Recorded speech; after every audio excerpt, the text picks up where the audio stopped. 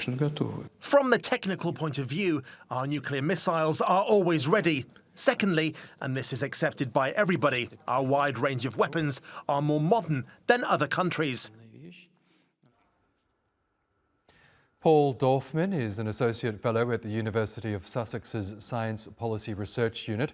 He's also Chair of the Nuclear Consulting Group, an independent institute that provides expert research and analysis of nuclear issues. He joins us now from Paris. Really good to have you with us, Doctor. Vladimir Putin has resumed sabre rattling over a possible nuclear war. This is, of course, considered a worst-case scenario.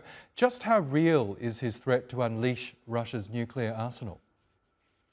This is the 11th time that Putin has made nuclear threats, but it's difficult to understand how this actually helps him. It can't really help his local community in Russia, who would feel more threatened, but more importantly, it increasingly isolates his main ally, China, who have an absolute no first nuclear strike protocol. So, in a sense, it's difficult to understand why he's doing this.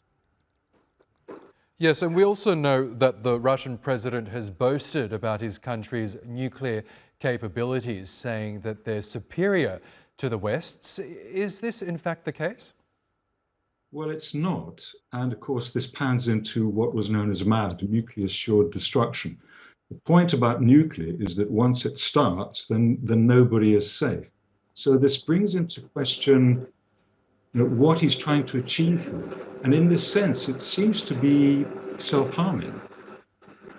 Yes, you mentioned MAD, the mutually assured destruction. That was the mantra during the Cold War, of course. So do you think that Putin's comments are aimed more at the domestic market, perhaps shoring up support among the electorate, or does he really want to issue a serious warning to the West, particularly the United States, vis-a-vis Ukraine? It doesn't seem to be a serious threat in terms of NATO because of the reality of mutually assured destruction. It looks much more like something about trying to bolster his support in the upcoming elections. But that said, one wonders how that can help him. How can his population, how can the Russian people feel more secure when their president is threatening nuclear war? So on a set of levels, for a statesman to threaten nuclear war does seem to be profoundly problematic. Not simply the fact that he does it, but it's actually quite problematic for him himself. And we know the aim of nuclear non-proliferation has been one that's been around for decades now, since the end of the Cold War. But some key powers across the globe, including Russia, the United States, India, Pakistan, and others, of course, still possess nuclear weapons. Are we still a way off from completely eradicating nuclear weapons, or will that never happen?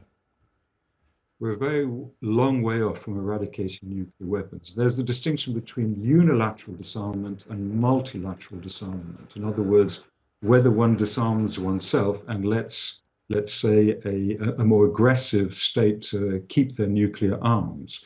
So at the moment, we do seem to be quite a long way away from even multilateral disarmament.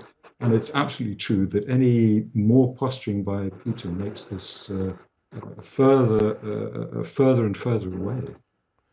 Okay, Dr. Paul Dorfman, we'll have to leave it there, but thank you so much for sharing your analysis with us. Thank you.